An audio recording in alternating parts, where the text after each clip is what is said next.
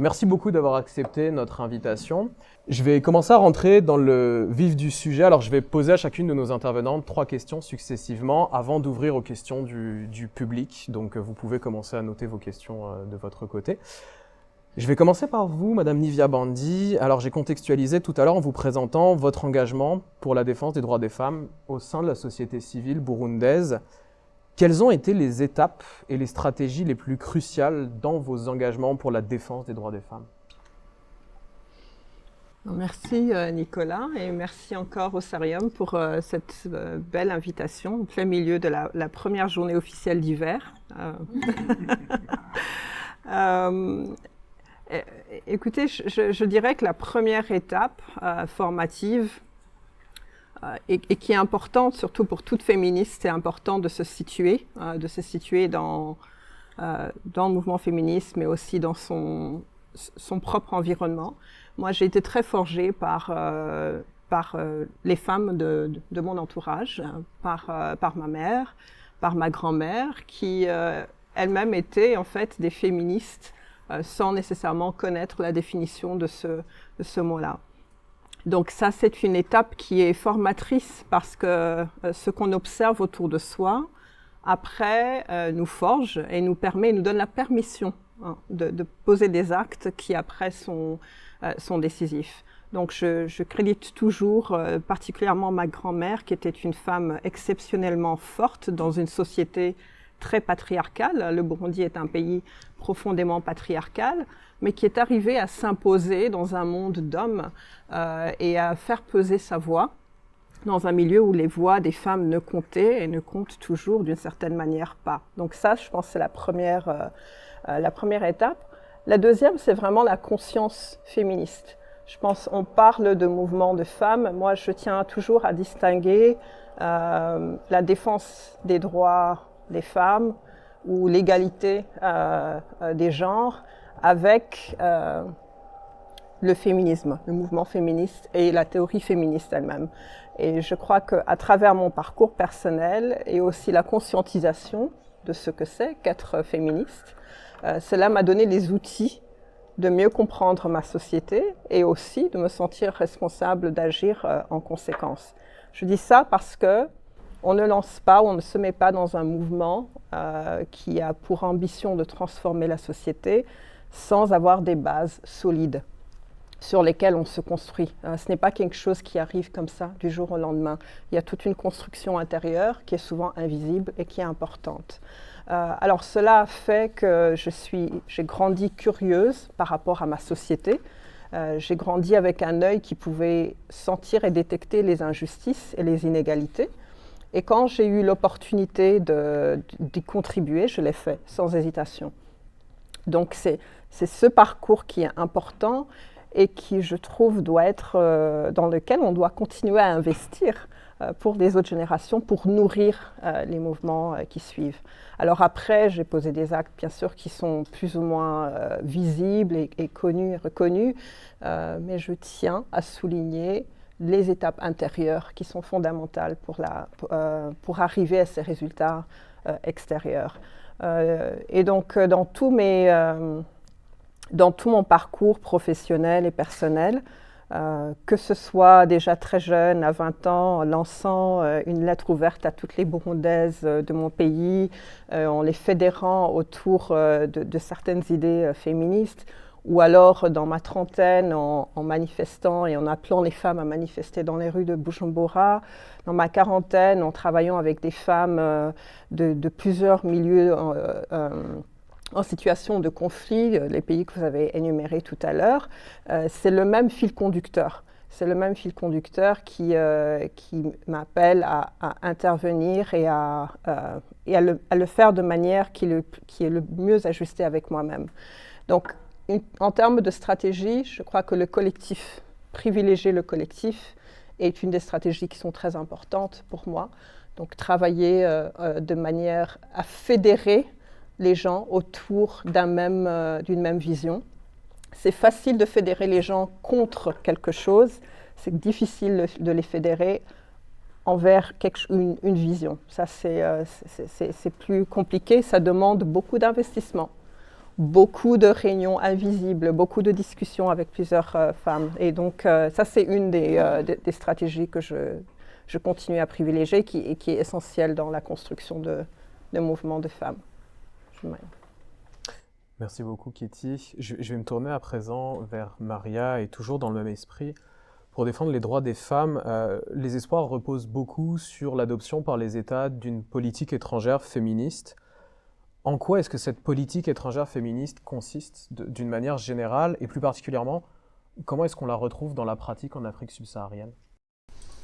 Merci beaucoup pour la question et merci aussi pour l'invitation au Cerium. C'est un plaisir de passer ces 2 semaines avec vous. Et on a même, oui, effectivement, la bienvenue de la neige.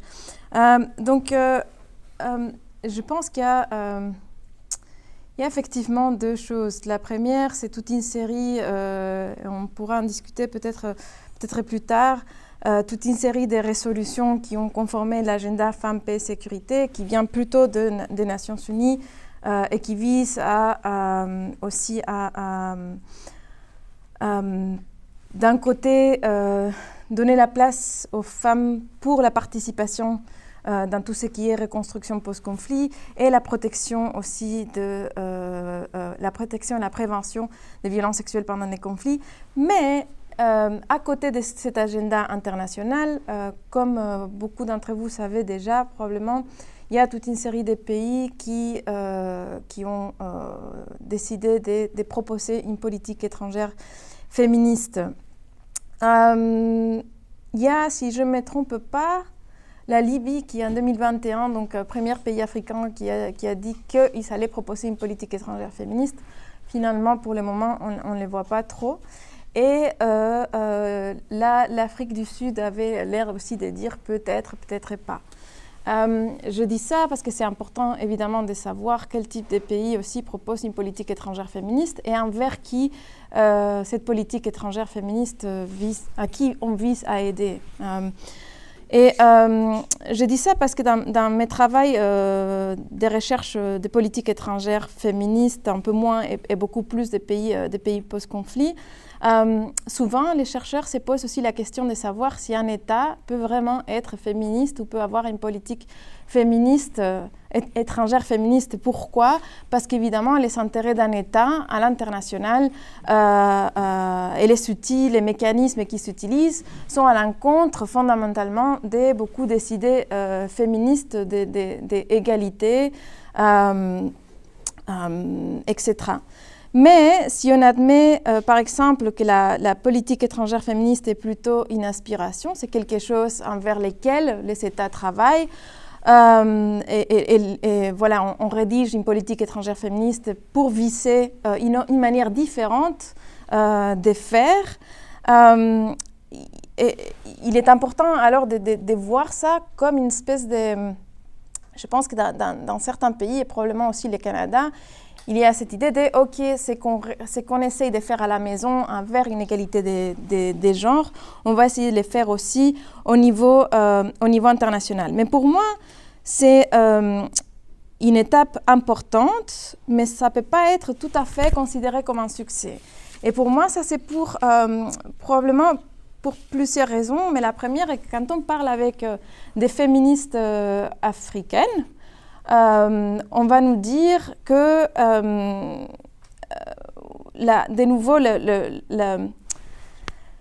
les politiques étrangères en tant que telles vont redéfinir une hiérarchie, vont définir et redéfinir une hiérarchie des États internationaux et qu'on doit passer par une manière d'avoir des relations entre États beaucoup plus égalitaire, que ce soit la politique commerciale, la politique de défense, etc. Donc pour moi, il y a 4 points essentiels que des féministes africaines ont soulevés et qui sont importants si on veut vraiment avoir cette aspiration. Et de nouveau, je parle d'aspiration, je ne parle pas de réalité, parce que aussi, moi, je me pose beaucoup de questions sur la possibilité réelle d'avoir une politique étrangère féministe. Mais 4 points que féministes africaines comme Tony Hastrup, par exemple, ont soulevés. Et la première est donc la création d'un espace où la production des connaissances ne vient pas des chercheurs du Nord, mais des chercheurs des pays envers lesquels ces politiques étrangères féministes visent à être dirigées, quoi. Et donc, par exemple, financer beaucoup plus les recherches qui sont faites dans des labos. On parlait ce matin, par exemple, des labos de recherche à Bukavu avec lesquels je travaille, donc des financements et des espaces, et respecter les espaces qui existent et qui promuent des connaissances locales. Mais la deuxième, et je pense que ça va aussi encore avec le troisième point, c'est de nouveau de remettre en question la militarisation croissante des sociétés occidentales. Et on voit clairement ça ces dernières années, surtout la dernière année, et comment les investissements, les surinvestissements en armement aussi vont au détriment d'un moindre investissement dans des politiques sociales, politiques d'éducation, politiques de santé, etc., qui vont aussi avoir un impact à l'international. Mais le troisième point est que on ne peut pas comprendre les aspirations féministes africaines sans aussi, je dirais en fait féministes du monde, sans prendre au sérieux les politiques climatiques et la crise climatique. Et je dis ça parce qu'un grand nombre de pays qui ont déclaré une politique étrangère féministe vont aussi être des alliés ou vont annoncer qu'on est des alliés afin d'atténuer les changements climatiques et de proposer des politiques d'adaptation dans des pays du Sud et par exemple dans des pays d'Afrique subsaharienne. Donc je vais vous donner un exemple assez concret. On a vu les 10 dernières années, il y a eu tout un programme des Nations Unies appuyé par du financement finlandais et suédois sur c'était intitulé « Femmes, ressources naturelles, changement climatique et paix » et qui visait de nouveau à aider les femmes à mieux gérer les ressources naturelles locales afin d'éviter non seulement des conflits à cause des ressources naturelles qui diminuaient à cause du changement climatique, mais à s'adapter aussi, adapter leur production agricole, etc. Et pour moi, il y a là une espèce de dilemme parce que, de nouveau, une politique étrangère féministe ne vise pas à imposer une manière de lutter contre les changements climatiques dans un niveau local, mais il vise à les faire à l'international aussi. Et pour cela faire, de nouveau, il ne faut pas se focaliser sur aider quelques femmes rurales dans certains pays d'Afrique subsaharienne, mais plutôt diminuer le réarmement, diminuer les émissions de gaz à effet de serre, etc., à la maison et dans tout ce qui est politique commerciale, politique de défense, etc. Donc ça, pour moi, voilà, il y a cette idée de on fait la politique étrangère là-bas et on va aider quelques femmes là-bas, mais au final, en fait, si on prenait d'autres décisions au niveau interne, probablement on aiderait beaucoup plus. Et ça serait d'une manière un peu plus aussi, un peu moins hiérarchique. Et je vais finir par le quatrième point. Je pense que c'est très important aussi, et ça rejoint un peu le premier, mais donc, on a pensé la politique étrangère féministe comme quelque chose d'innovant, innovateur, quelque chose de nouveau. Et d'un côté, ça l'est. Et de nouveau, je pense que les aspirations des politiques étrangères féministes sont nouvelles. Mais il y a tout un tas d'instruments et des associations aussi, des initiatives africaines qui sont souvent oubliées. Donc, je peux mentionner par exemple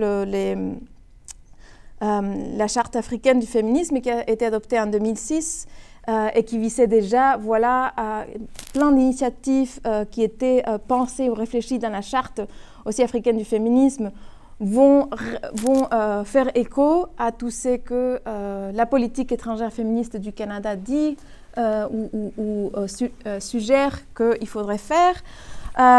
Où on a aussi l'initiative des Femmes West Africa, donc les réseaux, comme vous savez, il y a plusieurs réseaux de femmes médiatrices par continent, donc les réseaux des femmes africaines médiatrices, ce que je veux dire est que, de nouveau, il s'agit un peu moins de dire on a une politique étrangère féministe qu'on va mener là-bas, donc nos actions qu'on va mener là-bas, mais plutôt, je repense, mes aspirations des politiques étrangères féministes sont plutôt des dialogues avec ce qui existe déjà et les connaissances qu'il y a sur le terrain, et un peu aussi de se poser la question à comment nos actions dans toute autre sphère à la maison vont avoir un impact sur des sociétés ailleurs. Merci beaucoup Maria pour votre réponse qui amène à beaucoup d'autres questions. Puis justement, je vais peut-être jeter Sarah Myriam sous le bus avec ma question, mais plus près de chez nous, quels sont les défis de la politique étrangère féministe du Canada, justement? Merci beaucoup et merci beaucoup pour l'invitation aujourd'hui. C'est un grand plaisir puis un grand honneur d'être co-panéliste avec vous également. Puis comme j'ai déjà dit, c'est toujours dommage de prendre la parole parce que ça veut dire que les autres arrêtent de prendre la parole, donc mais que j'écouterai pendant des heures aussi.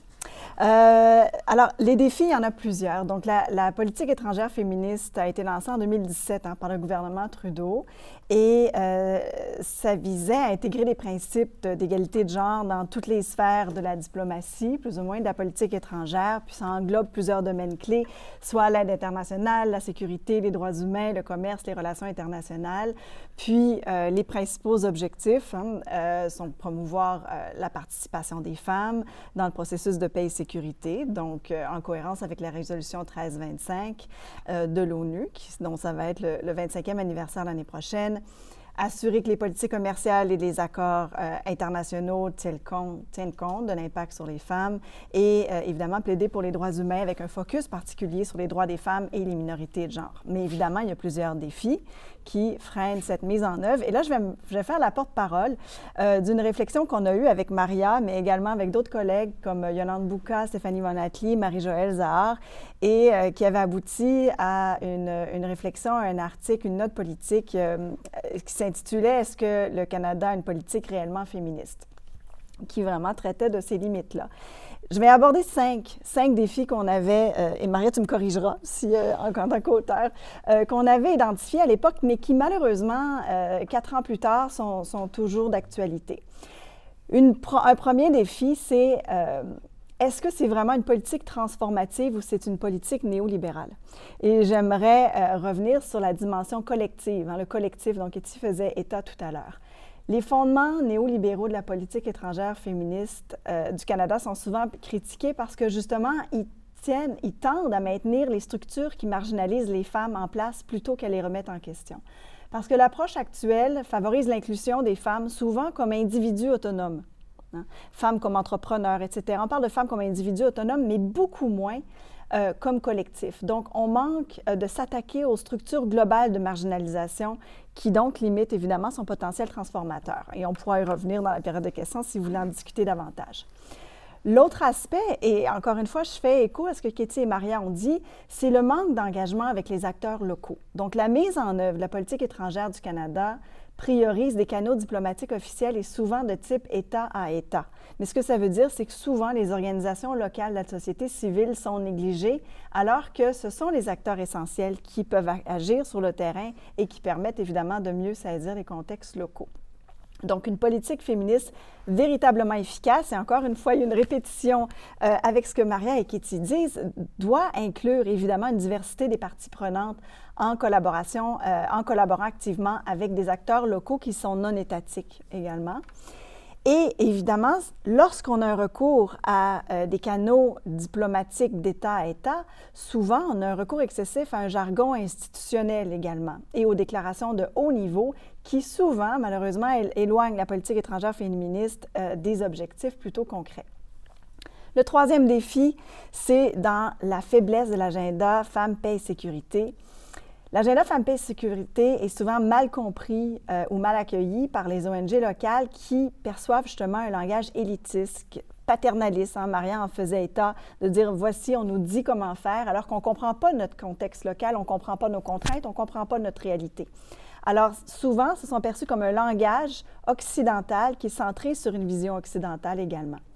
Et il faut aussi rappeler la notion linguistique, qui n'est absolument pas superficielle, puis la notion de la rhétorique.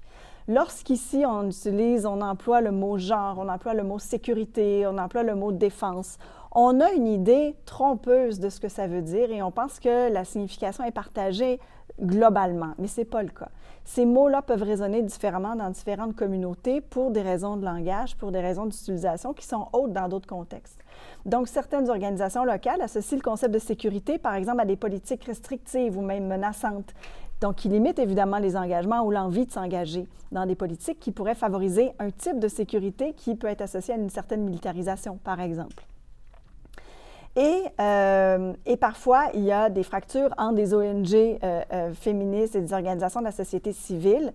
Et ce discours-là de la politique étrangère féministe qui travaille sur la paix en raison du manque de ressources et parfois la prédominance masculine au sein de certaines structures qui sont favorisées. Un quatrième défi, c'est un cadre limité pour la sécurité et la défense.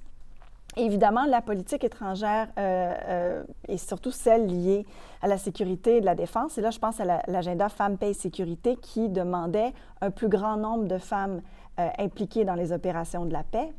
Mais on ne peut pas se limiter à une question quantitative, soit augmenter seulement le nombre de femmes en uniforme. Non seulement on doit avoir plus de femmes, mais on doit se questionner sur la façon dont les femmes sont intégrées. Quelles femmes sont intégrées, quelle formation on leur donne, quel rôle on leur donne. Et ça nécessite souvent des réformes structurelles pour favoriser une intégration égale, puis une acceptation également à long terme. Le langage employé également pour définir la politique étrangère féministe comme féministe ou sécurité peut restreindre involontairement la participation d'acteurs variés, puis encore une fois renforcer la séparation de différentes communautés engagées. Et finalement, un cinquième défi, ça serait d'avoir une approche beaucoup plus inclusive et beaucoup plus collaborative. Donc, évidemment, la politique étrangère féministe doit reconnaître ces expertises locales-là, inclure des acteurs communautaires dès les phases de conception même des politiques. Non pas arriver avec des politiques déjà toutes faites, mais impliquer les acteurs locaux dans la conception, dans la réflexion de ce qui est attendu, de ce qui est nécessaire, de ce dont les communautés ont besoin. Évidemment, d'avoir un dialogue renforcé avec des universitaires, avec des chercheurs locaux, la société civile également, pour permettre d'aligner davantage les principes de la politique étrangère féministe avec des réalités concrètes et des besoins concrets également sur le terrain. Et puis, évidemment, tout ça doit se faire avec une meilleure allocation des ressources humaines et financières pour permettre une intégration explicite des considérations de genre dans les actions sur le terrain également. Merci beaucoup, Sarah Myriam, pour ces 5 défis qui ont été évoqués. Alors, on parle de la politique étrangère d'un État. On a mentionné le rôle de la société civile aussi, et je vais me tourner à présent à nouveau vers Maria, parce que j'aimerais qu'on parle maintenant du rôle d'une organisation internationale, à savoir l'Organisation des Nations Unies. Sarah Myriam a évoqué plusieurs fois dans son intervention l'agenda Femmes, Paix et Sécurité, puis d'une certaine manière ses faiblesses. Donc, quel type de politique est-ce que l'ONU essaye, quel programme en tout cas, est-ce que l'ONU essaye de mettre en place à travers cet agenda Femmes, Paix et Sécurité, puis peut-être en zoomant un petit peu plus sur les défis des politiques de paix et de sécurité en Afrique subsaharienne? Merci beaucoup pour la question, qui est assez complexe aussi, je dirais. Donc, en premier lieu, je pense qu'il est important de rappeler que l'agenda Femmes, Paix et Sécurité, c'est un ensemble des 10 résolutions du Conseil de sécurité des Nations Unies. Et déjà, quand on voit ça, on voit le Conseil de sécurité des Nations Unies comme cet endroit assez masculin, assez conservateur. Donc, déjà, avoir fait passer 10 résolutions sur l'agenda Femmes, Paix et Sécurité, c'était un grand succès qu'on doit, dans sa majorité aussi, à la lutte collective de beaucoup d'organisations de la société civile. Donc ça, c'est la première chose qu'il ne faut pas oublier. Parce que, évidemment, beaucoup des chercheurs, des membres de la société civile, etc., y compris moi-même, on va beaucoup critiquer l'agenda, on va beaucoup critiquer sa mise en œuvre, mais je pense qu'il faut aussi rappeler que déjà, faire que ces bastions des pouvoirs masculins, masculinisés et conservateurs se mettent d'accord pour dire que oui, la guerre a un impact différencié selon nos corps, selon qui on est, si on est une femme, un homme, un enfant, une personne transgenre, c'est déjà un beau succès. Donc, la première résolution a été approuvée dans l'année 2000. Maintenant, on en a 10. Et on peut les diviser quand même en deux groupes, si on veut, de résolutions. On a celles qui se focalisent beaucoup plus sur la participation des femmes dans la résolution des conflits et dans la reconstruction post-conflit, et celles qui se focalisent plus sur la prévention, surtout des violences sexuelles liées au conflit, et la protection en fait des individus contre ce type de violences. On va voir, et c'est quelque chose aussi qui vient avec les contextes géopolitiques, que, comme Sarah Myriam avait évoqué auparavant, l'année prochaine, on va fêter le 25e anniversaire. Et ce qui est triste à voir est que même le langage qu'on considérait dans ces résolutions comme acquis, comme quelque chose de consensuel, est en train d'être questionné de nouveau. Donc, de nouveau, je pense qu'on va voir une espèce de retrait aussi des États membres des Nations Unies dans leur engagement envers la mise en place de l'agenda. Donc ça, pour moi, tous ces ensembles de résolutions aussi ont donné lieu à ce que beaucoup de pays, je pense que c'est autour de 140 maintenant pays dans le monde ont adopté des plans d'action nationaux qui visent à mettre en œuvre l'agenda. Souvent avec pas de financement alloué précisément à ces mises en place, à ces mises en œuvre. Donc on voit déjà que si on n'a pas de financement, si on n'a pas de ressources allouées, bon, ça risque d'être un peu dur de la mettre en œuvre. Mais on a aussi vu toute une sorte d'initiatives au niveau des Nations Unies. Donc on a une haute représentante aussi des Nations Unies contre les violences sexuelles.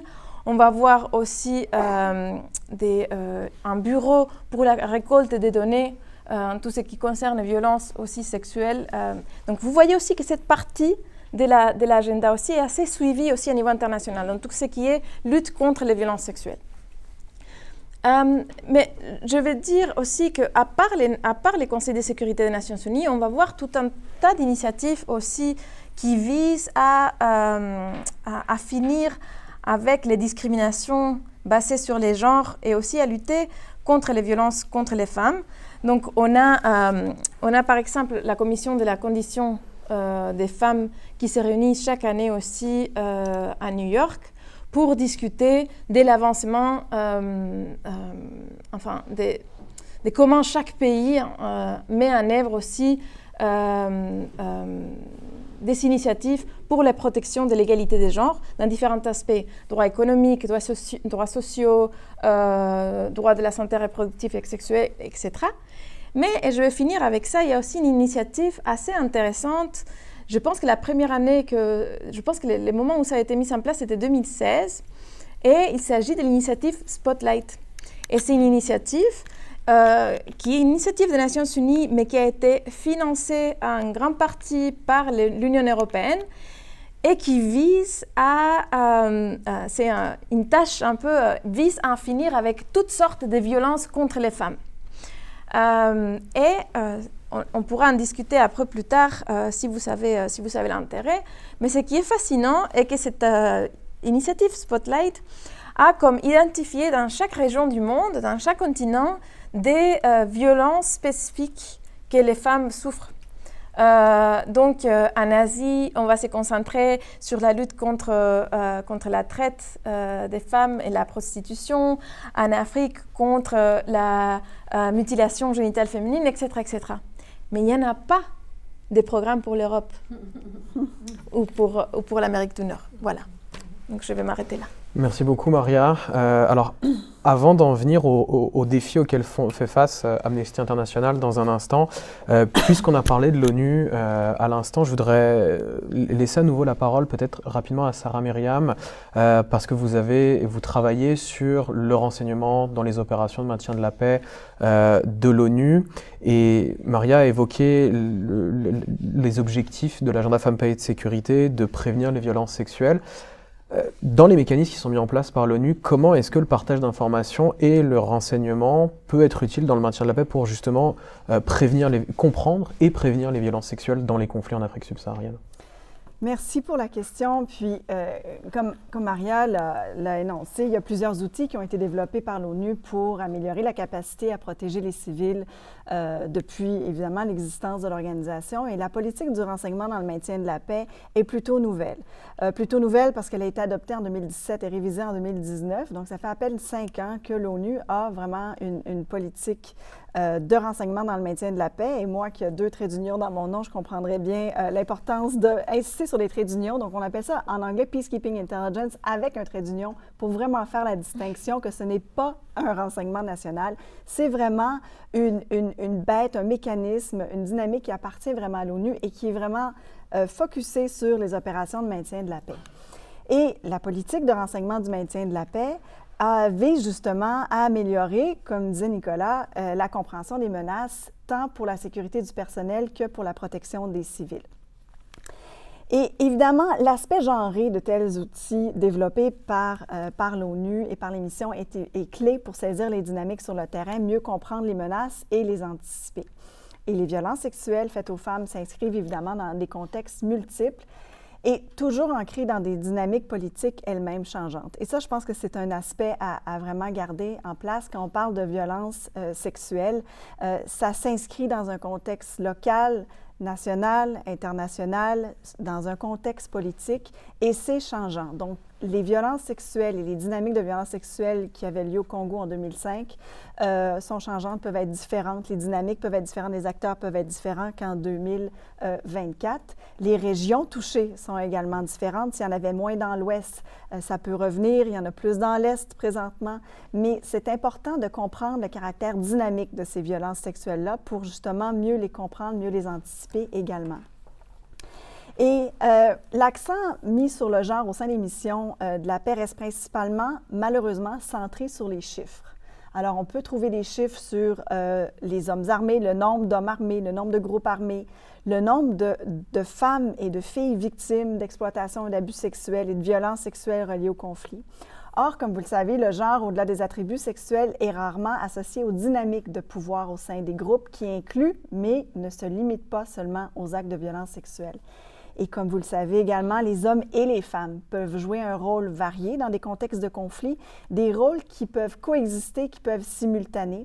Et malheureusement, les femmes sont trop souvent présentées comme uniquement des victimes, des récipiendaires de questions de sécurité, mais pas forcément comme des actrices actives.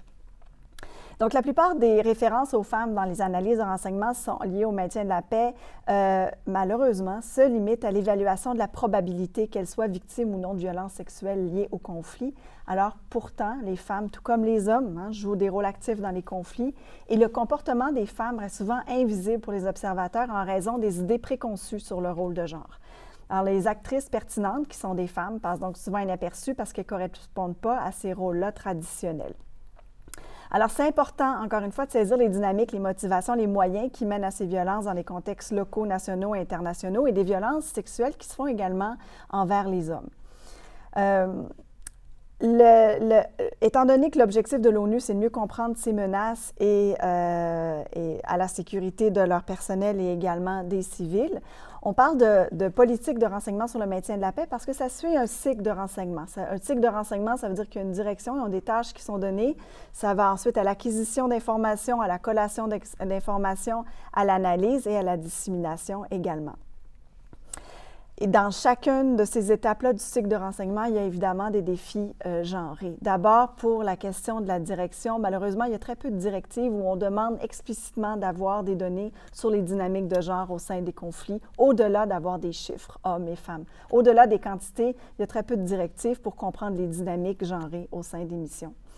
En ce qui a trait, évidemment, à l'acquisition, malheureusement, les patrouilles sont très peu formés pour acquérir de l'information sur les dynamiques de genre également.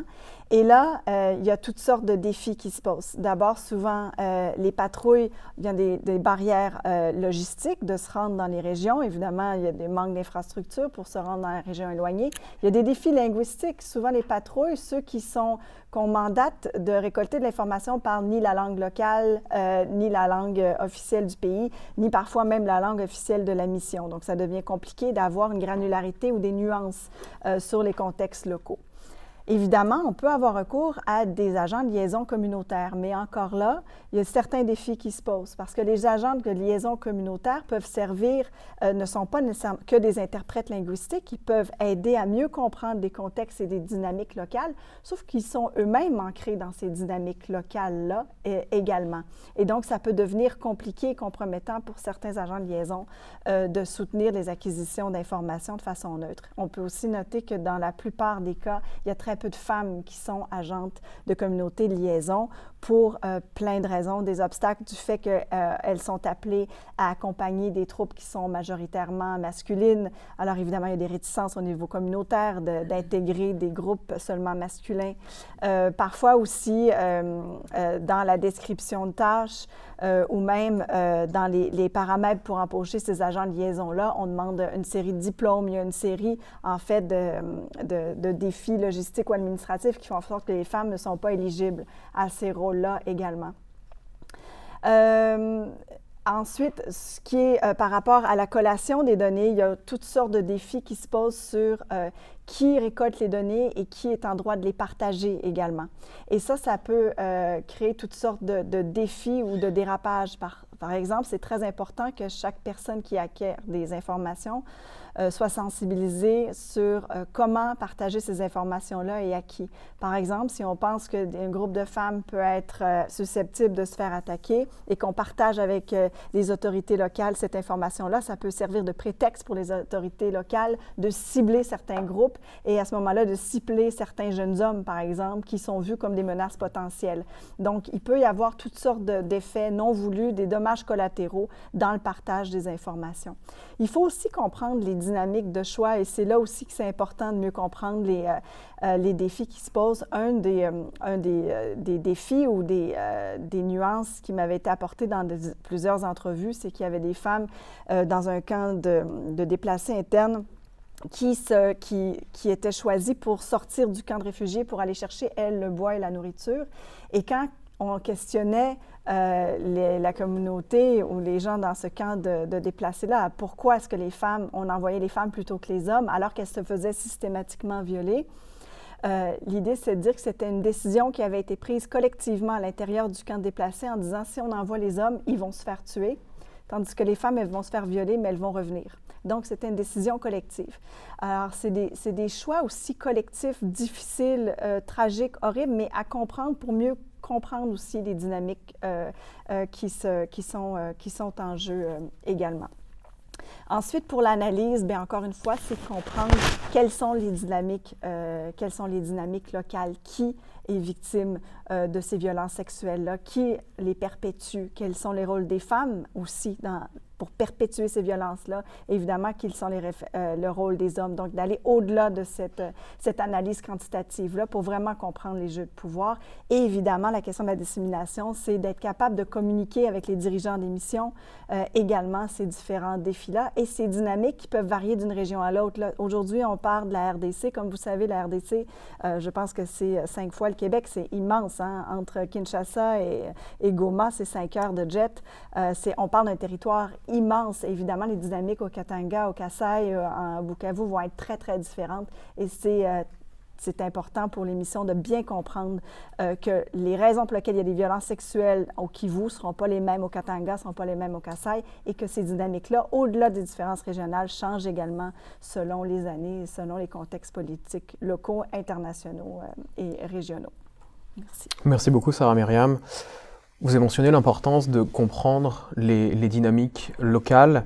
Et maintenant, je voudrais quitter la perspective de l'Organisation des Nations Unies et des missions de paix un instant pour revenir auprès de vous, Katie, à travers votre engagement à la fois auprès d'Amnesty International et en tant qu'activiste des droits humains. Les mouvements de défense des droits des femmes à travers la planète et en particulier en Afrique subsaharienne et notamment en RDC, au Burundi, sont ciblés par une répression. Sarah Myriam mentionnait le rôle des autorités locales. Aujourd'hui, en tant qu'activiste et représentante d'Amnesty International, est-ce que vous pouvez nous en dire plus sur les répressions, la nature de ces répressions, les types de répressions auxquels ces groupes de défense des droits des femmes font face?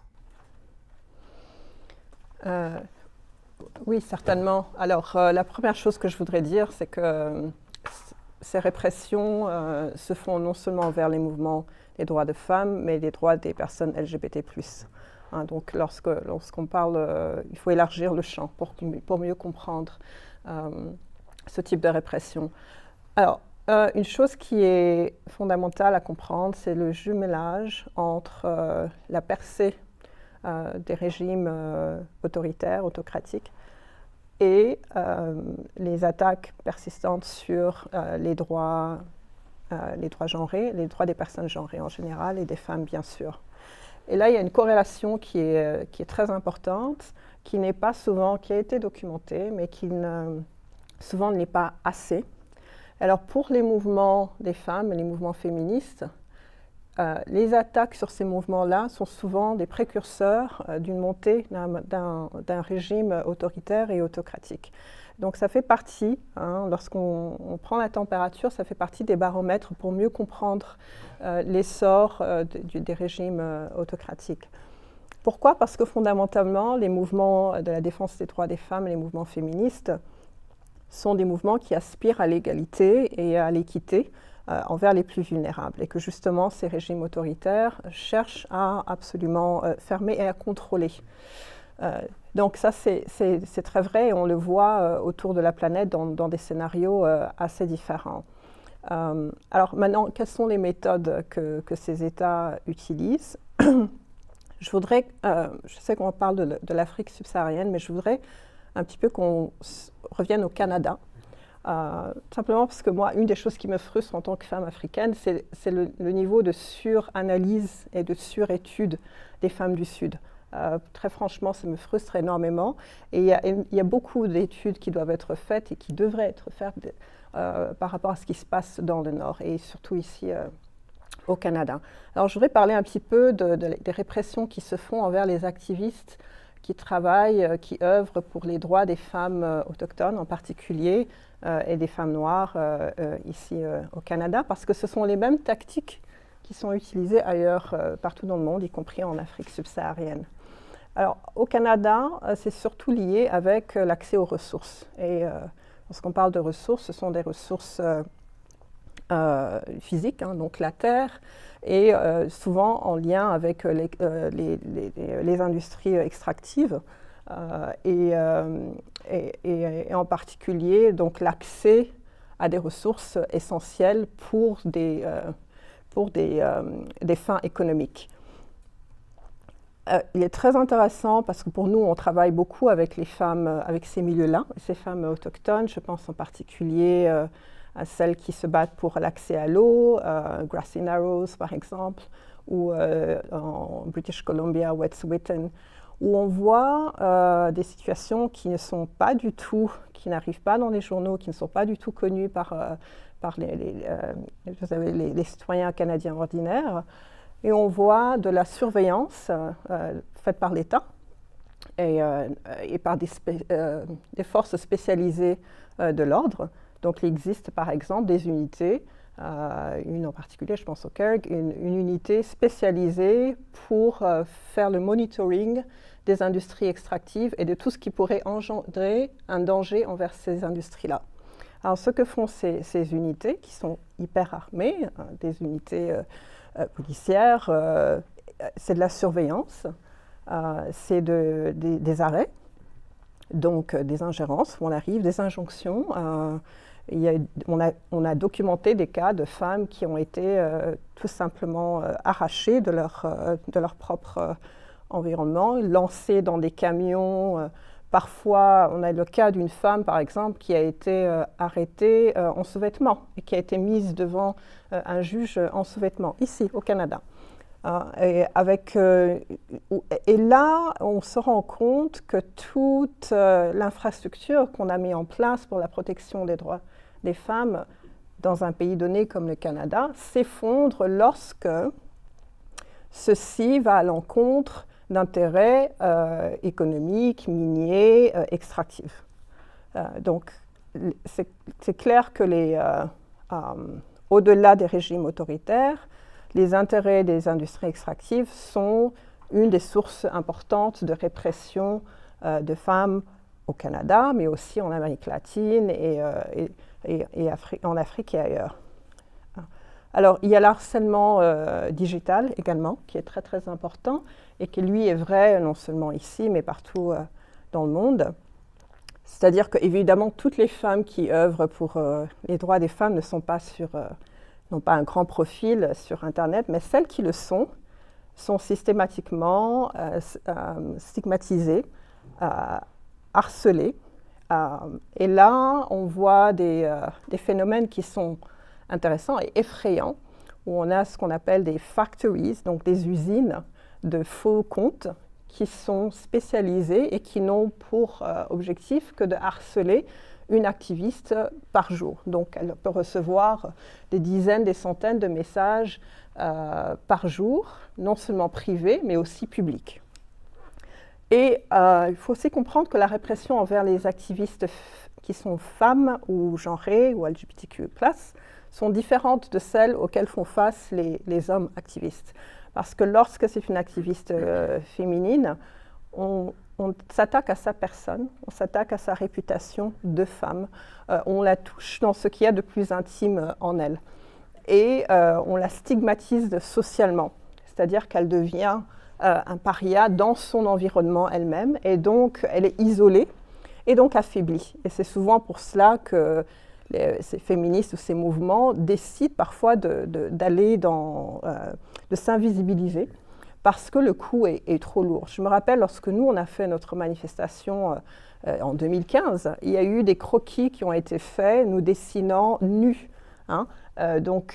et qui ont été faits circuler dans les médias. C'est humiliant.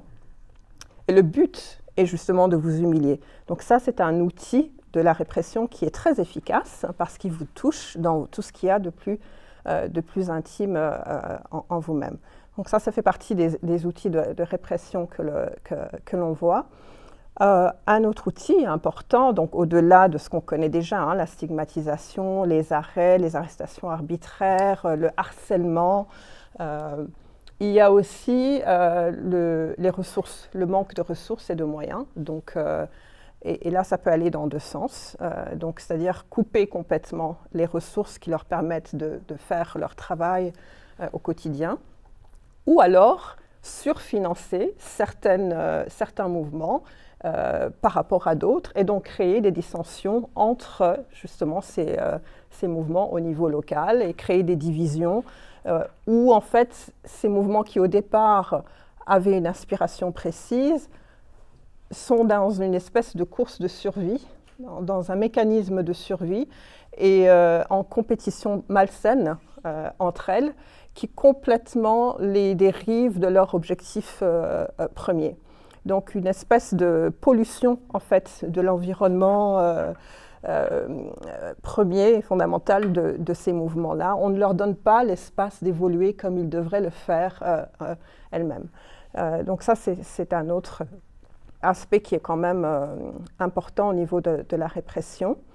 Et puis enfin, je dirais, et ça c'est surtout de la part de pays tiers, c'est une incohérence politique qui a des conséquences dévastatrices sur les femmes sur place. Donc on se réveille un matin et on décide d'avoir une politique féministe. Bon, très bien. Et donc on va financer tel pays, tel mouvement pendant X temps. Et puis 10 ans plus tard, le même pays va se lever et décidera qu'il n'aura plus de politique féministe. Sauf qu'entre-temps, il y a eu des effets très importants sur le terrain. Il y a eu des investissements, des femmes se sont engagées, elles se sont affirmées. Et là, un exemple, un des plus frappants, c'est l'Afghanistan, évidemment, où on abandonne des femmes qui ont, pendant des années, qui étaient juges, qui ont poussé pour les droits des femmes de manière extraordinaire, et du jour au lendemain, on les lâche et on les laisse à la merci des régimes locaux. Donc, cette incohérence qui peut sembler n'être qu'une incohérence à ce niveau-ci, lorsqu'on est assis à Ottawa, par exemple, ou à Washington, a des effets absolument dévastateurs, extrêmement dangereux et qui mènent à la répression, puisque ces femmes sont davantage vulnérabilisées, fragilisées, et qui donc, elles deviennent la proie.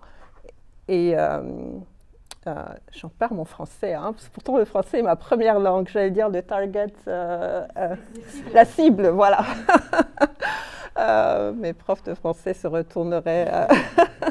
Elles deviennent la cible donc, de ces nouveaux régimes autocratiques et autoritaires. Donc il y a toute une panoplie de moyens à travers lesquels cette répression terrible se fait envers les femmes de par le monde.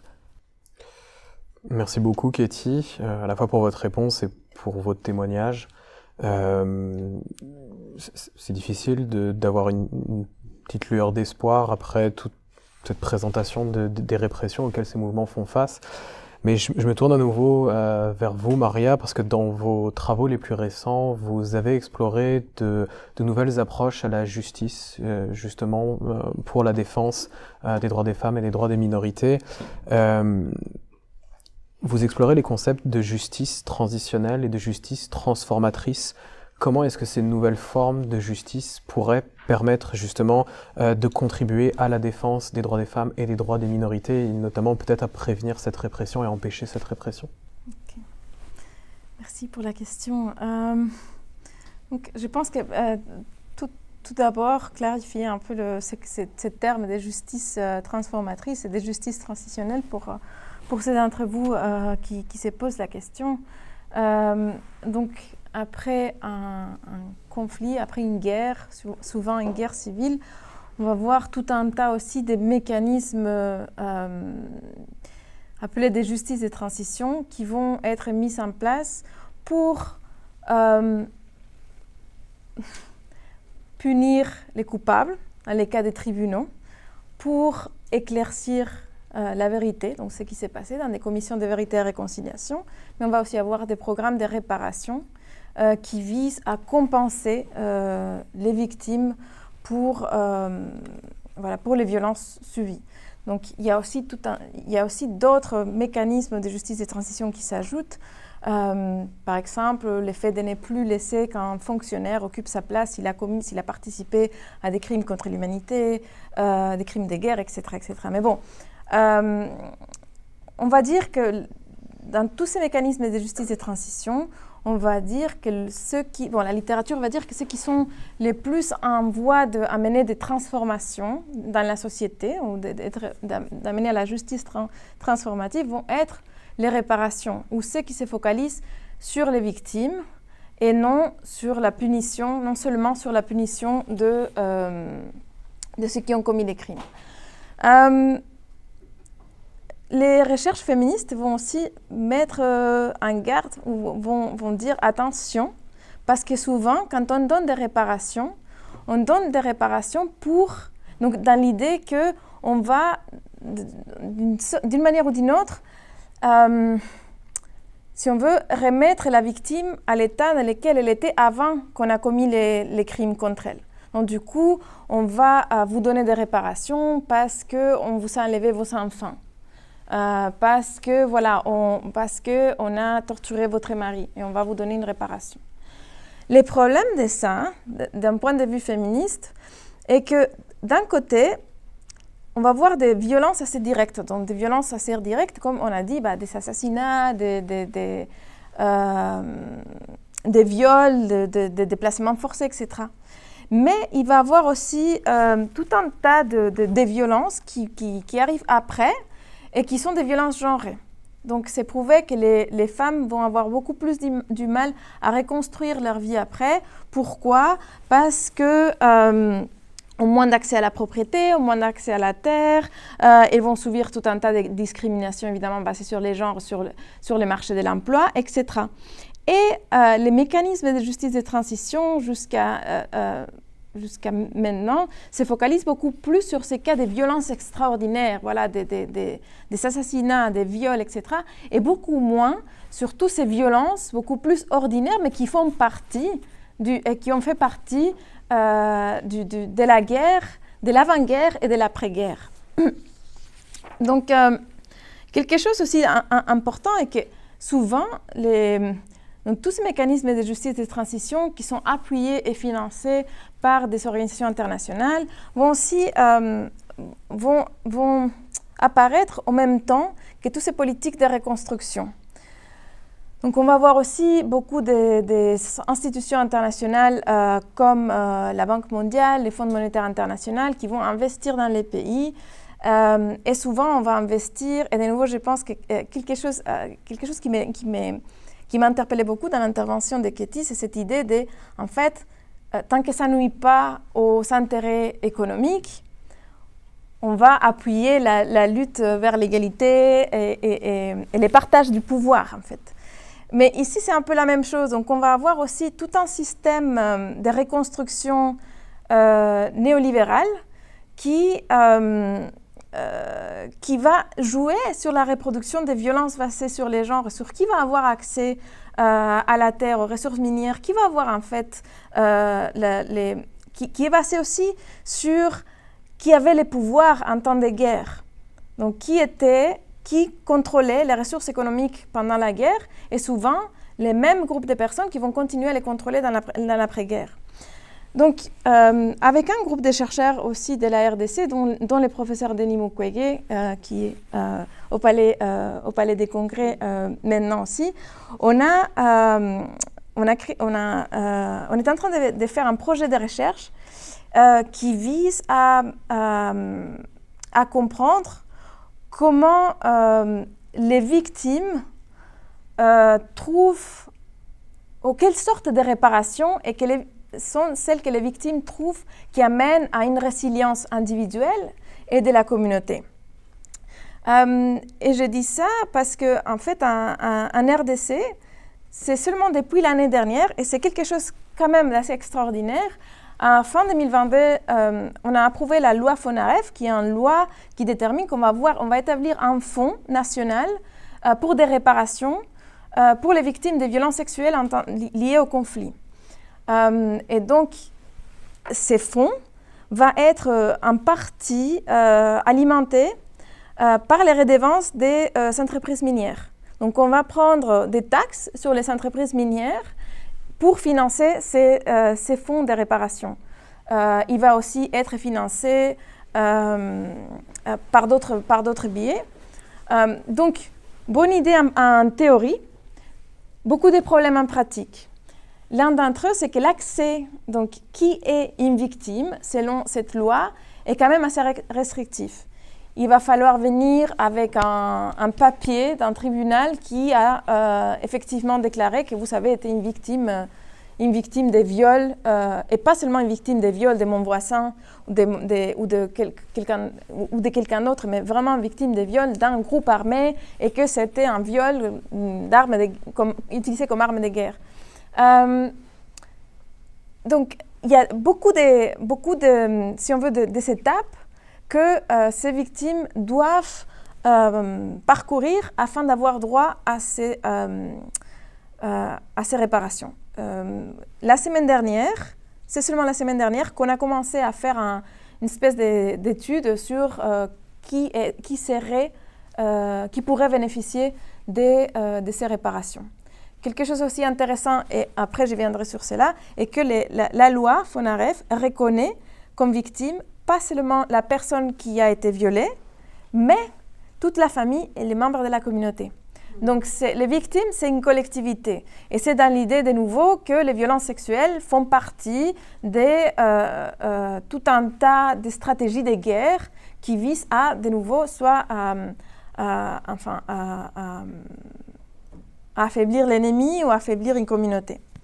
Mais donc, voilà, comme encore la majorité, ou en fait, je pense qu'il n'y a pas eu encore de victimes qui ont pu toucher ces financements, on va vous dire, mais alors, qu'est-ce qu'on fait? Qu'est-ce qui est disponible pour ces personnes-là? Eh bien, il y a des mécanismes, il y a deux sortes de mécanismes. Il y a des mécanismes coutumières de réparation, et ici, attention, donc on va voir souvent les victimes aussi, ça va être très cher d'aller devant les tribunaux. Il faut avoir des preuves, il faut payer, voilà, il faut se déplacer, etc., etc. Donc souvent, les familles préfèrent régler l'affaire par des méthodes coutumières où souvent, voilà, on va voir des réparations, soit en termes de monétaire ou en matériel. Ça peut être aussi des terres, etc. Mais la réparation est envers la famille, souvent, donc pas envers la victime. On va voir aussi que d'autres ONG, et on va voir les Global Survivor Fund, donc qui est aussi un fonds qui a été créé en 2016-2017 pour faire en sorte, ils définissent ça, c'est comme si on veut des réparations entre-temps, afin que l'État donne des réparations. Et ces fonds visent de nouveau à donner quelques réparations de manière matérielle ou pécuniaire. Mais quelque chose d'intéressant aussi est qu'il y a deux hôpitaux, il y a un à Bukavu et un à Goma, donc l'hôpital Panzi et Heal Africa à Goma, qui vont avoir, et probablement beaucoup d'entre vous ont déjà entendu ça, des réparations holistiques. Donc l'idée est que il faut, pour qu'on ait une justice transformative, donc qui ne vise pas en fait à réparer à retourner le statu quo, mais en fait à transformer, si on veut, les racines aussi du conflit et en ce cas-ci les racines des violences envers les femmes. Il faut pouvoir avoir des mécanismes ou des réparations qui vont transformer, voilà, ces racines d'inégalité. Donc, ces modèles holistiques visent évidemment à donner des réparations médicales. Donc, on va soigner médicalement des soins physiques, mais aussi psychologiques. Mais on va avoir aussi accès à une clinique juridique. Donc, on va nous aider à aller dans les tribunaux, etc., etc. Mais très intéressant aussi, on va voir des réparations socio-économiques qui visent si on veut, à donner une formation dans un métier, mais aussi à se réintégrer dans la communauté avec, de nouveau, une ressource économique. Donc un travail, donc un emploi ou un petit business pour, si on veut, de nouveau, pouvoir montrer à la communauté qu'en tant que femme et en tant que victime des viols, on peut réintégrer la communauté et faire partie de la communauté. Et non seulement ça, mais aussi être productif. Donc avoir un revenu et changer aussi les sociétés. Ce qui était très intéressant dans ces projets, après je vais m'arrêter là, mais dans ces recherches-là, et je pense que les Global Survivor Fund avaient fait déjà un projet assez similaire, mais pour établir, dans la justice transformative, il y a quelque chose d'intéressant et que ce n'est pas seulement les produits, donc qu'est-ce qu'on va proposer aux victimes, mais en fait, la justice transformative part du principe que la décision sur quelles réparations sont importantes et comment toutes ces procédures de justice et de transition va se mettre en place, doit être fait avec les victimes elles-mêmes. Et que c'est dans l'accompagnement du processus et que c'est dans la prise de décision de ces victimes elles-mêmes que la réparation va être faite d'une sorte, et que la résilience aussi de la personne va s'améliorer.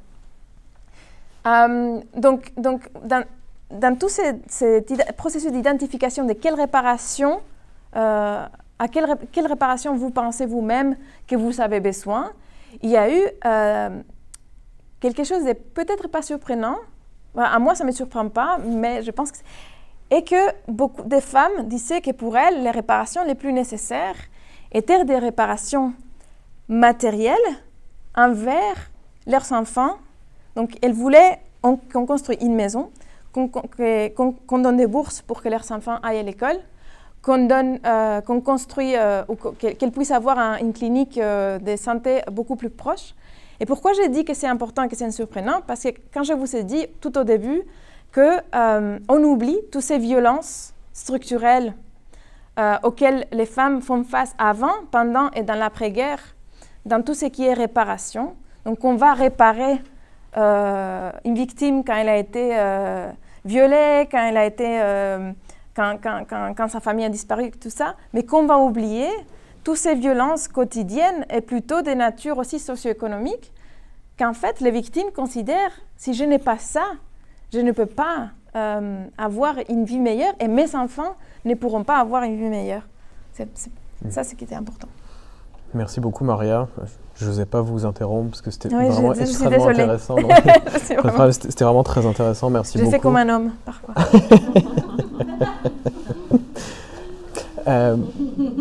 Oui, Sarah Myriam, très rapidement, parce que je voudrais laisser le mot de la fin à Katie, puis ensuite ouvrir aux questions du public. Maria a mentionné dans son intervention que ces mécanismes de transition post-conflit et cette justice transitionnelle est souvent soutenue par des organisations internationales. Une fois que les opérations de maintien de la paix de l'ONU sont parties, quittent le terrain, comment est-ce que l'ONU garantit le respect des droits des minorités, le respect des droits des femmes, notamment après son départ? Parce que Katie a évoqué tout à l'heure la situation de l'Afghanistan, qui est un contre-exemple affreux. La MINUSMA a quitté le Mali l'année dernière, la MONUSCO s'en va ce mois-ci officiellement de RDC. Comment ça se passe au niveau de la transition? Merci, puis je vais y aller rapidement, mais en fait, juste pour rappeler que les opérations de la paix sont mises en place à l'invitation des États hôtes. Ça prend le consentement des États hôtes et ultimement, le rôle d'une mission de paix, c'est de soutenir les efforts de l'État hôte pour stabiliser, j'aime pas nécessairement ce mot-là parce que c'est difficile d'en comprendre la définition, mais de stabiliser un pays, mais de rendre responsables les institutions de l'État hôte de la protection de ses propres citoyens. Donc, évidemment, lorsqu'on prépare une transition, c'est vraiment de soutenir les mécanismes locaux existants, donc les institutions locales de justice et de sécurité, également essayer de renforcer les organisations de la société civile. Ensuite, quand on parle de départ des opérations de la paix de l'ONU, ça ne veut pas dire qu'il n'y a pas des organismes liés à l'ONU qui restent sur le terrain pour appuyer ces organisations-là de la société civile et continuer le travail. Donc, une mission peut partir, mais certaines agences peuvent évidemment rester pour assurer une collaboration entre l'ONU dans son ensemble et les ONG. Donc, l'idée, c'est vraiment d'intégrer, évidemment, d'aider les organisations locales à intégrer une approche sensible au genre dans les transitions. Donc, essayer d'aider à la formation des forces et de sécurité locales et de les familiariser avec les enjeux liés au genre, aux violences sexuelles, renforcer les cadres juridiques, donc Maria faisait allusion également, puis une sensibilisation accrue des populations civiles. Et puis là, je vais renforcer le terme qui a été dit hier à la cérémonie d'ouverture du Congrès et le concept sur lequel Maria s'est arrêtée également, mais ce concept-là d'avoir une approche holistique.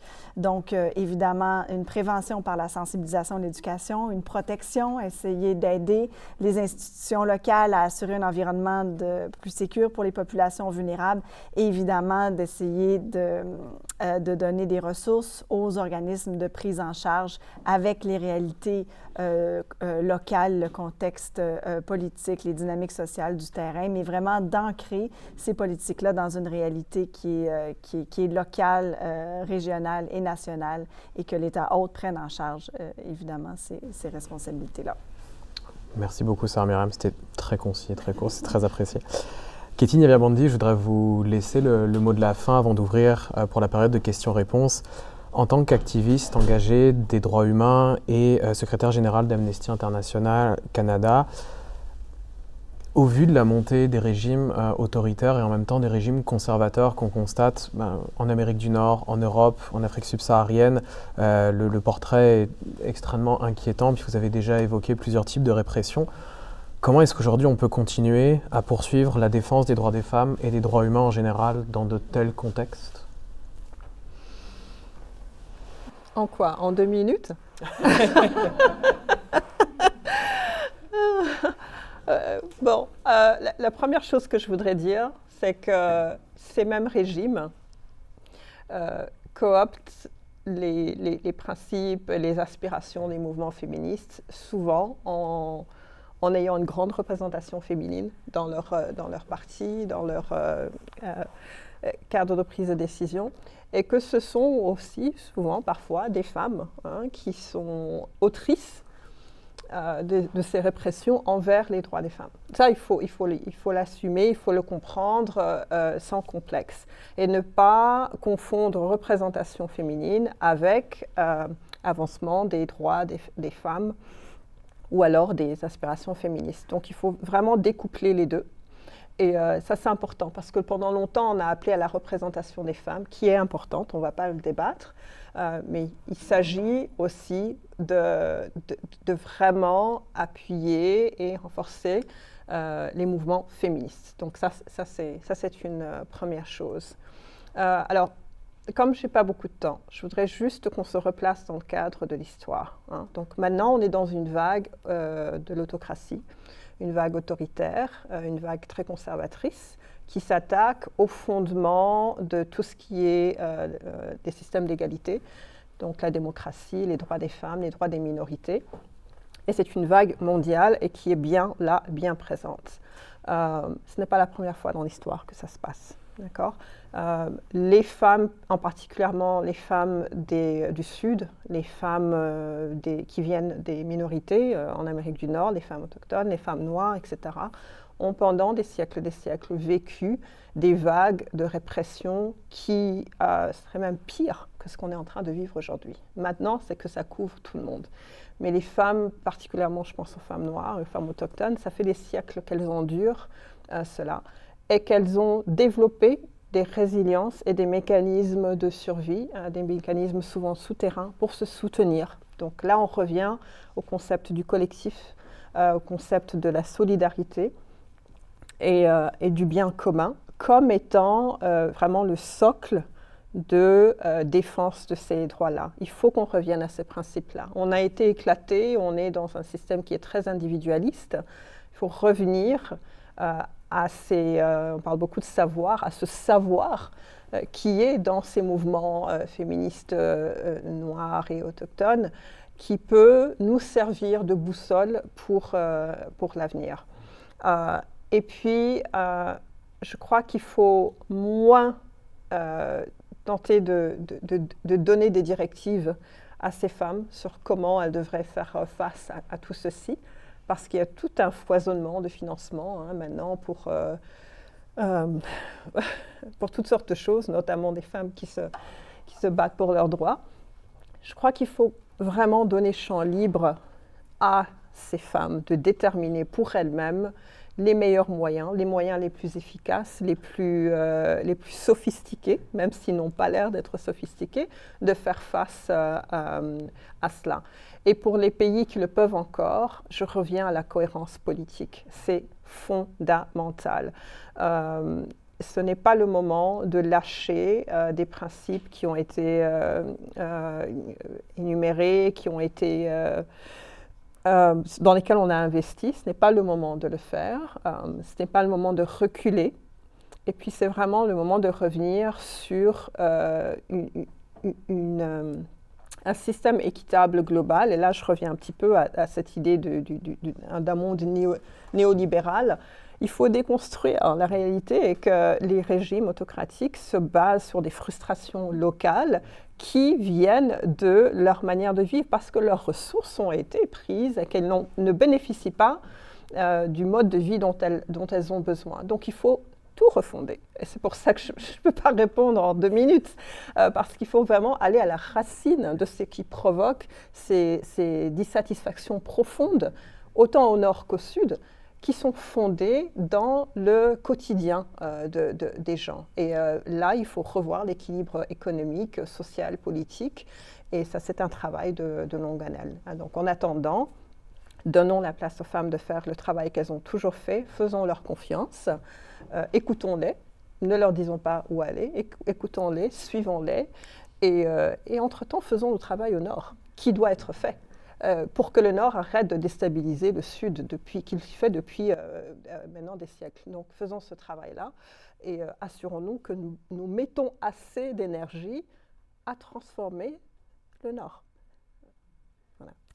Merci beaucoup, Katie. Je vous propose d'applaudir nos 3 intervenantes qu'on a suivies pendant ce webinaire. Merci infiniment à toutes les 3. Je vous propose maintenant d'ouvrir aux questions et j'imagine qu'il y en aura dans le public. On a commencé avec un petit peu de retard, donc je pense qu'on peut se permettre éventuellement de prendre quelques minutes de plus. De toute façon, dehors, il fait nuit, il y a de la neige, donc vous avez peut-être envie de rester un petit peu plus au chaud. Je vous invite, lorsque vous prenez la parole, peut-être éventuellement à vous identifier, à mentionner votre affiliation institutionnelle et éventuellement vos intérêts de recherche ou vos engagements. Est-ce qu'il y a des questions? Oui, voilà. Bonjour, je m'appelle Emma, merci beaucoup pour la présentation. Je suis doctorante en sciences politiques à Montréal. Je travaille sur la violence, genre et l'État. En fait, ma question serait, est-ce que vous avez des exemples, par exemple, d'initiatives locales, que ce soit partout, d'initiatives locales réalisées par des survivantes pour soit les luttes contre les violences sexuelles, ou bien alors autour des questions de justice transformatrice et réparatrice. Et puis, est-ce que vous avez été témoin d'échanges entre des organismes et des communautés locales, entre Nord et Sud, par exemple? C'est ça, en fait, des exemples un peu concrets soit des pays ou des régions spécifiques. Vous avez été témoin d'initiatives intéressantes, concluantes, qui viennent vraiment plus comment on peut dire, du grassroots. Merci. J'ai peut-être 2 exemples. Un dans l'ancienne Yougoslavie. Donc on va voir les tribunaux des femmes. Parce que après la fin de la guerre en Yougoslavie, donc on va voir de nouveau tout un système de justice transitionnelle qui ne va pas répondre aux besoins des femmes. Et ce sont, je pense qu'un des groupes leaders de ces tribunaux des femmes était Women in Black. Donc tu peux regarder un peu plus en détail, mais elles ont créé des tribunaux alternatifs des femmes dont on a pu discuter quelles ont été les violences qui ont été commises contre les femmes et de quoi on en aurait besoin. Donc on a créé vraiment des espaces alternatifs à tous ces processus de justice et de transition qui ne marchaient pas pour tout. Et puis je pense qu'il y en a plein d'exemples, mais je pense aussi dans les cas concrets de la RDC où on va avoir beaucoup de financements pour des femmes victimes de violences sexuelles. Et donc, on avait une initiative conjointe, et ça c'était quand même assez impressionnant parce que c'était conjointe des femmes du Nord Kivu, Sud Kivu et de Kinshasa, ce qui n'arrive jamais, qui se sont mises ensemble pour créer une campagne pour voir les femmes congolaises comme autre chose que des victimes de violences sexuelles. La campagne s'appelait « Rien sans les femmes » et c'était plutôt pour demander des sièges. Et de nouveau, la représentation n'est pas tout, mais elle demandait des sièges à toutes les instances représentatives locales et nationales, avec l'idée aussi, de nouveau, de réclamer l'agentivité. Donc, de nouveau, on n'est pas seulement des victimes, on est des décideurs aussi politiques et on veut qu'on nous voit différemment. voilà, je vais m'arrêter là. Merci Maria. Est-ce que vous vouliez compléter, Katie ou Sarah Myriam éventuellement? Oui, Laurence. Laurence Deschamps, directrice scientifique du CERN, merci à nos invités. Je me demande si on revient un peu avec le thème du congrès. 6 ans après le prix Nobel de la paix, ça, à Denis Mukwege, vous qui connaissez la région, quel a été l'impact de cette focale internationale sur cette question-là des violences sexuelles en RDC, négative comme positive? Qu'est-ce que ça fait lorsqu'on identifie cela comme étant un enjeu central dans une région qui est en fait mal connue du monde?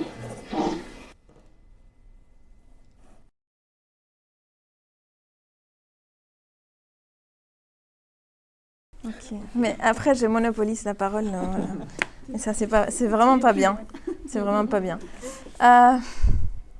Donc, oui, Laurence, je pense que tu pointes vers un enjeu critique et qui est les conséquences positives et négatives d'un déploiement de financement, d'attention médiatique, d'intérêt, etc., vers un sujet tel que les violences sexuelles à l'est de la RDC. Il y a eu évidemment beaucoup de retombées positives. Donc, de nouveau, il y a beaucoup de financement pour ces hôpitaux, Panzi, beaucoup d'attention, aussi beaucoup de... des campagnes de awareness raising, maintenant je perds mon français, de sensibilisation. Donc tout ça, je pense que c'est assez connu. Ce qui est un peu moins connu et probablement que ça a provoqué d'un côté des effets un peu pas aussi positifs comme si on a été violé, on va savoir qu'il faut probablement dire que c'était un groupe armé et pas mon voisin qui m'a violé parce que j'ai droit à différentes réparations. Donc ça c'est une chose que les victimes elles-mêmes vont savoir, comme il y a tellement d'attention à ça.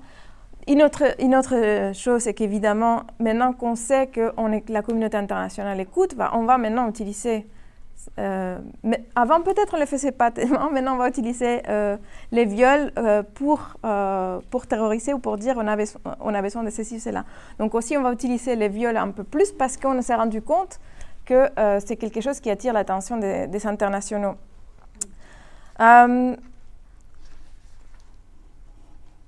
Je pense que et après ça a contribué aussi à cette sorte de sensationnalisme aussi ou voyeurisme envers les violences sexuelles en RDC. Vous avez entendu déjà, cet endroit est la capitale mondiale du viol et c'est très dangereux, et qui n'est pas forcément vécu comme ça par la population locale. Et comme je pense que Sarah Myriam expliquait ça très bien, c'est pas... ça va arriver à certains moments dans certains contextes très particuliers où il va y avoir un groupe armé, un affrontement entre groupes armés, mais ça va être utilisé par je ne vais pas prendre tellement de temps, mais ça va être utilisé aussi ou non par l'armée congolaise elle-même. Donc c'est pas seulement, donc voilà, il faut. Je pense que j'ai pas trop le temps d'élaborer là-dessus, mais que les sujets est très complexe et qu'au final cette attention aussi a amené à une simplification et des choses et aussi un voyeurisme qui probablement n'aide pas à la compréhension beaucoup plus complexe du conflit à l'Est. Katie, est-ce que vous vouliez intervenir également? Tout ce que je dirais très rapidement, c'est 2 choses. Et là, je me base un peu plus sur le Canada. Encore une fois, un retour ici, mais c'est un retour sur la région également. La sensibilisation ne mène pas nécessairement à la réduction des violences. Au contraire, parfois, elle peut normaliser la violence parce que maintenant, elle devient un fait avec lequel on vit. Donc, elle peut normaliser, même augmenter. Donc, sensibilisation sans l'action qui est essentielle, hein, de toucher au cœur de ce qu'est la violence sexuelle, qui est fondamentalement une relation de pouvoir, hein, d'imposition, de domination. Bon, on peut arriver à la normalisation. Et puis la seconde chose, c'est que lorsqu'on sensibilise en mettant en phare les victimes plutôt que les auteurs de ces crimes-là, ce qu'on risque de faire, c'est d'enfermer les femmes dans cette situation de victime. Et il s'agirait plutôt, à mon sens, il est vraiment important de mettre le projecteur sur ceux qui perpétuent ces actes-là.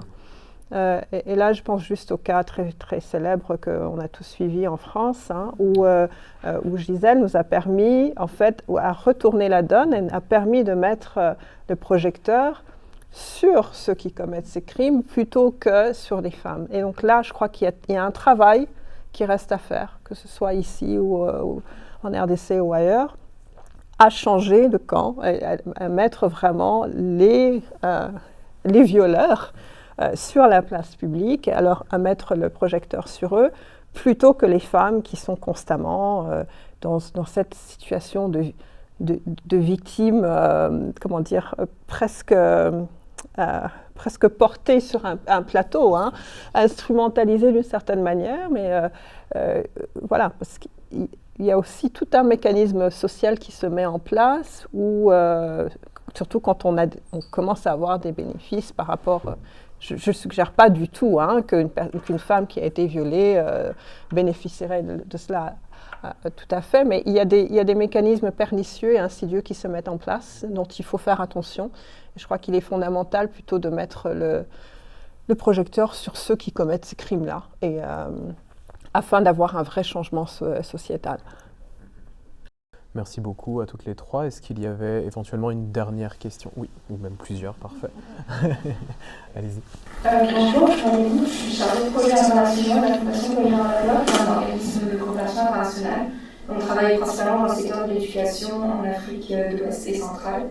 Et je me demandais comment les organisations de la société civile peuvent être justement des alliés en fait, de ce changement institutionnel pour laisser le champ libre aux femmes, comme vous disiez, parce que c'est un peu aussi notre fond de business, en fait, d'être un intermédiaire entre les bailleurs de fonds et les organisations locales, de maîtriser les technicités des bailleurs de fonds et d'être capable d'aller chercher des projets avec nos expertises techniques. Donc, comment est-ce qu'on peut être un allié de ce mouvement-là quand ça va même à l'encontre des intérêts de nos propres organisations? Comment nous, en tant qu'individus, par exemple, on peut l'aider ou faire en sorte que nos organisations passent dans un mode de gestion le plus horizontal possible, le plus décolonial possible? Est-ce qu'on devrait aspirer à disparaître aussi, ou est-ce que c'est un secteur qu'on peut changer? C'est des gros questionnements qu'on a, et je sais que ça ne va pas être discuté pendant une heure, mais ça, je serais intéressée d'avoir vos perspectives là-dessus. Kitty, est-ce que vous voulez commencer? Ça, c'est toute une autre conférence. Oui. C'est compliqué, hein, ouais. Et moi, j'ai un train à prendre en plein neige, à retourner à Ottawa. C'est compliqué, mais j'empathie avec des individus comme vous et comme d'autres qui sont pris entre ces deux pôles. Comment faire? Bon, je crois que la première chose, c'est se mettre en position d'écoute. De vraiment se mettre en vrai et investir dans l'écoute, et dans l'écoute qui est désintéressée. Donc bâtir des liens avec ces communautés, ces mouvements, ces femmes-là, des liens dans la durée. Et je crois que ça demande des fonds, ça demande des investissements, des ressources pour le faire, pour vraiment être dans l'écoute et après pouvoir influencer les bailleurs sur les vraies questions qui comptent, plutôt que le contraire. Trop souvent, on essaye de rentrer dans le petit cadre ou dans les gros cadres des bailleurs, des priorités qui ont été décidées pour les 5 prochaines années ou les 3 prochaines années. Et c'est pour ça que moi, je réfléchis toujours à une manière systémique et holistique. Ça ne peut pas se faire avec une personne sur le terrain, c'est-à-dire qu'il faut changer, il faut remonter sur tout le maillon, il faut pouvoir faire ces changements au niveau des prises de décision des bailleurs, au niveau des politiques féministes, il faut vraiment créer un réseau qui puisse influencer et faire en sorte que, voilà, qu'on transforme cette relation-là. Voilà, je vais m'arrêter là parce que c'est trop long à élaborer ensemble. Mais j'imagine que mes collègues ont des idées. Non. Merci beaucoup. Je vais prendre une dernière question éventuellement. Oui, allez-y. Oui, bonsoir. Ma question, c'était pour Madame Lily. Du coup, je m'appelle Lina Londa. Je fais faire mon master à l'Université de Montréal en études internationales. Et je travaille dans un centre pour femmes à Saint-Laurent je suis dans la section pour les personnes qui demandent de l'asile parce que c'est une grosse communauté. Et tout à l'heure, quand vous avez parlé, par exemple, du fait que les acteurs locaux ne sont pas souvent bien mis en place dans le fait que la politique féministe, pour l'améliorer, ce serait bien, et aussi que du coup, il y a des dynamiques qui changent tout le temps et que c'est les personnes mêmes qui vivent ces enjeux-là qui doivent construire. Ma question, c'est de savoir, du coup, quand le Canada décide d'avoir une politique politique féministe, extérieure féministe, est-ce que les acteurs comme Amnesty sont consultés ou c'est une réaction à ces politiques-là?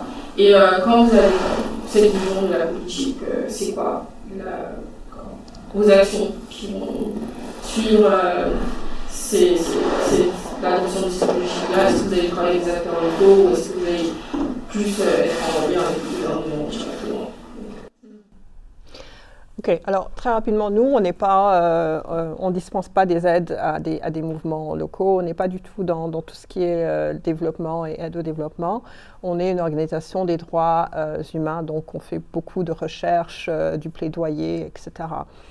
On n'est pas une organisation qui est typiquement développementale, de l'aide développementale. Par contre, on tente d'influencer bien sûr les politiques du gouvernement. Donc quand la politique féministe a été élaborée et mise en place, Amnesty à l'époque, je n'y étais pas, a émis énormément de recommandations et nous continuons à mettre des recommandations pour raffiner la politique féministe, y compris une politique étrangère féministe également bon, c'est un autre sujet. Mais oui, on donne nos recommandations de manière très régulière au gouvernement et puis évidemment, on évalue la manière dont le gouvernement la met en place. Et de par notre relation qui est très proche des communautés locales à tous les niveaux, au Canada ou partout dans le monde, on est en mesure de voir comme les effets directs de cette politique-là sur les communautés données. Mais nous, on se concentre vraiment essentiellement sur les droits de la personne et la violation de ces droits-là. Donc oui, on conseille, on demande, on crie parfois vers le gouvernement canadien. C'est notre travail, c'est la grande partie de mon travail. Maintenant, est-ce qu'on est toujours écouté? Hélas, non, bien sûr. Mais notre travail, c'est de continuer à pousser avec bien d'autres, tout un écosystème d'organisation de la société civile également. Merci beaucoup, Kétir. Je ne sais pas si on aura le temps, malheureusement, de prendre d'autres questions, d'autant qu'il y a des enjeux effectivement de train pour vous permettre de rentrer jusqu'à Ottawa.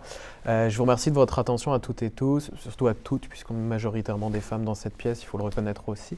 Je vous prie de vous joindre à moi pour applaudir une fois de plus nos 3 intervenantes pour vos présentations.